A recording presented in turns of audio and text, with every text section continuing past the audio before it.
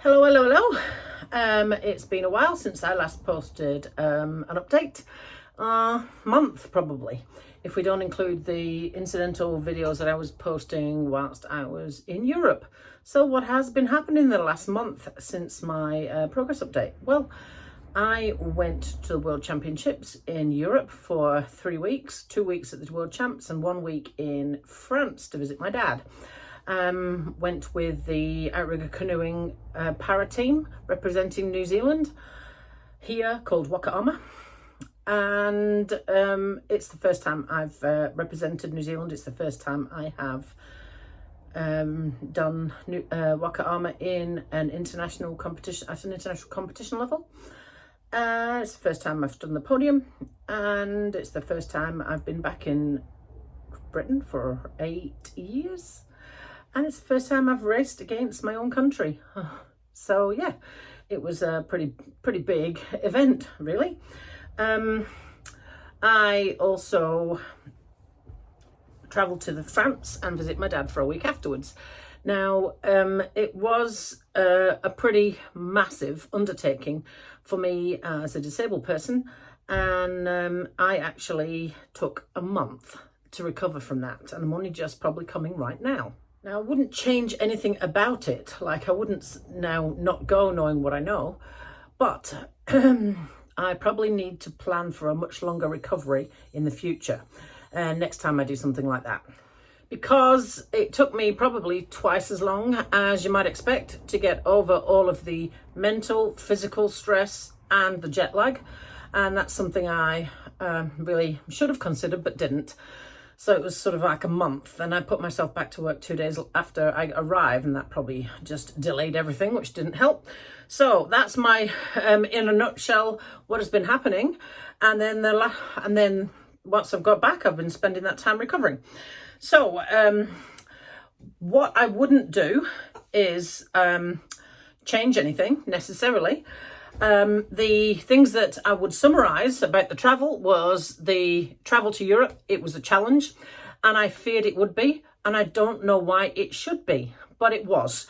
And I found it really mentally and physically taxing a lot of the time, because nothing was straightforward, and most of the time disability hadn't been catered for, and that made everything really quite a challenge when it actually shouldn't be. And the level of expectation. So with a competition, you've got a level of expectation upon you, and team meetings you've got to go to, and trainings you've got to go to, and all those sorts of things during the competition. That's stepped up a level when you are an elite athlete.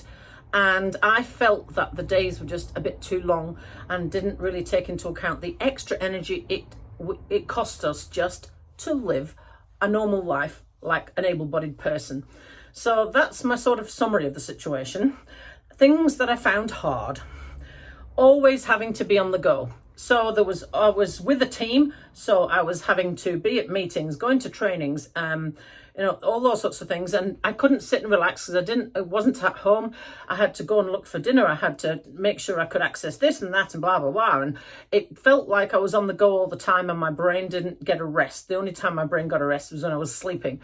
And that sort of started to mount up and catch up with me as the 2 weeks went on, and constantly having to think about accessibility. So I was in a country that I know, but I've not been a disabled person in the country before. So this would be the same everywhere I go. So I've got to think about whether I can get to where I'm getting to. Am I having to take crutches or wheelchair? Am I taking both? How far do I have to walk? Is there seating? That sort of all the time. You're constantly thinking of all of this. If I've got to go on the underground, is an accessible lift to get down there? Is the platform the right level? Can I get in and out of the train? I don't have to navigate escalators, do I? What about curbs? How far do I have to go?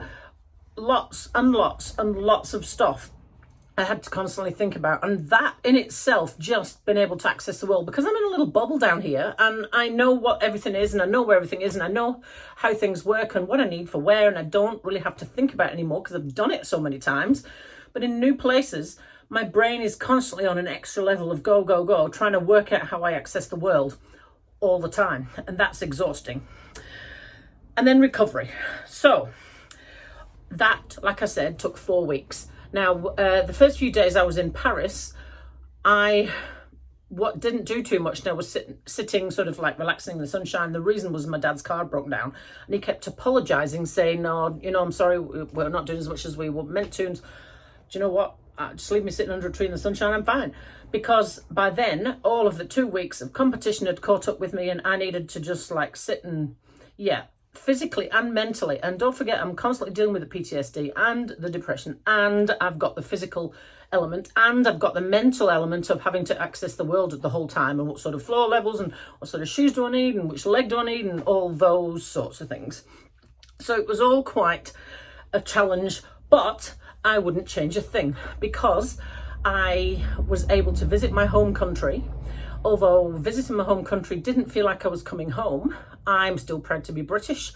I will be British until I die, and New Zealand will always come second, but I don't feel like my home is there anymore. My home is here. So it's a strange amalgamation of the two for me at the moment. And then the celebrations. So apart from the obvious in the competition that you can look at in all my previous videos, the other things I'm celebrating is I went, and it did nothing, none of the fears stopped me. I considered one day going to Camden Market. Now, I've been there before, a few times actually, but I've never been there in a wheelchair. And I ummed and ahed about it for ages, about whether I should try it in a wheelchair, whether I'll try it on 2 feet, how would I do it, which way would I have to go, which platforms would I have to change at? If I don't go with 2 feet, will there be enough seats? If I take my legs and crutches, will there be enough seats? Will I have to stand up for too long? If I take the chair, will I be able to get around? What about the curb access? What about the cobblestones? What about the all of the train platforms and all of that sort of thing? And it's just endless, and my head was whirring. But in the end, I saw sense, and I thought, if I get to somewhere and I actually can't walk any further and there's nowhere to sit down, I'll be in strife and I'll struggle to get back. So I took the chair, and I was bricking it, to be fair, but everything was fine in the end. So I didn't let fear stop me. I got 3 medals in my first para campaign, in my first Waka Ama Sprint World Championships, in my first time representing New Zealand. A gold, a silver and a bronze. I can't complain. That has got to be a success any way you look at it. I navigated my first solo around the world trip as a disabled person without coming a cropper. Yes, there was lots of things that really stressed me out and almost sent me over the edge, and there were tears and there were shouting and all of those sorts of things with all the challenges I had to deal with. But in the end, I got everywhere I needed to be, and all my stuff got from A to B and B to C and back again, and none of it got broken and none of it went missing. So that's got to be a success as well. So on reflection, yes, it was probably harder than I thought, not in the sporting sense, but in the everything else in life sense, but I wouldn't change it. And what I will have to do next time I do something like this is build in some downtime, and that will be vital in order for me to get through the time, through the competition and that sort of thing. But it's all a learning curve, and I'm really proud that I did it, and I'm proud that I went and did it on my own. So yes, go me. So I've got some new goals for the next year, and they're quite different. I am not going to stop doing Waka Ama, but I'm down here in the deep south, and I don't have easy access to competitions and things because they're all up in the north. In fact, even more plane trips further away than the training camps I was going to for the para campaign. So I'm probably not for a while going to be doing that because of the sheer cost of it. But I am going to do something else, whilst also carrying on local Waka Ama, and I've got this rowing machine standing up here that I can keep my trainer upon and all that sort of thing. And what am I doing now? Well, I have entered the Oxman. Now, the Oxman I did once in 2019 and didn't finish. This was the year before I lost my leg. This was the start of the dramas with my left foot, and that's what prevented me finishing the race. I couldn't finish the bike section of it, and I had to pull out. And that's the first time I've ever had a DNF. 2019, 2021, 22, it'd be 4 years. Now, I always had that in the back of my mind as unfinished business. But I didn't want to set myself up for failure or something that actually might not be achievable and it's not even in my control. So I contacted the race organisers. We had a conversation. They had a conversation with Triathlon New Zealand, all that sort of thing. And what they've allowed me to do is enter as a para when they didn't actually have para categories. They're going to allow me to enter as a para, and they're going to let me use my electric road bike if I need to. Now, what that means for me is I don't have the fear of pain stopping me from getting to the end like I did last time. I know that with or without the assistance, which will be accessible, I will be able to do the 46 kilometres and I'll be able to get to the end. I know that if I've got the bike fully charged. I'll be in a little category of my own, a para and on an e-bike, so nobody gets upset if I zip past them with an electric bike and, you know, beat them to the podium or blah, blah, blah. I won't. And it gives me this peace of mind that I can actually do something and I'm not setting myself up for failure. So that is in November. And then today, this little email arrived in my inbox and it set another little thing whirring around in my brain. Now, this is the day before Challenge Wanaka next February. Now, I've got a deferred entry from a few years ago when COVID cancelled the race. And I am in part of a team and I'm doing the swim. And it's on Saturday morning. It's 1,900 metres, which is no drama to me. But I have always wanted to do the aqua bike, but it's 126 kilometres and it's hilly. And I know that I just can't. There's no way I can. But they've opened me another little door. So I got an email this morning saying they were doing a super sprint, have a super sprint one for people that are getting back into triathlon or want to have a go. It is something I probably would never have considered until now. However, it's 300 metre swim, 9k bike and a 3k run. Now that sounds easy peasy, I suppose, to you, but the 300 metre swim, no problem at all. The 9k bike, no problem at all. Even on this one, which is not an e-bike, the 3k run. I'm not sure that I'll be able to run 3k. I could probably just about walk 3k, walk it, and probably need crutches. But with the three of those things, I might just be able to get to the end of this darned race. And if I do, that'll be the first triathlon I will have been able to do since I lost my leg. And it will actually be the first triathlon I will have done in over 10 years.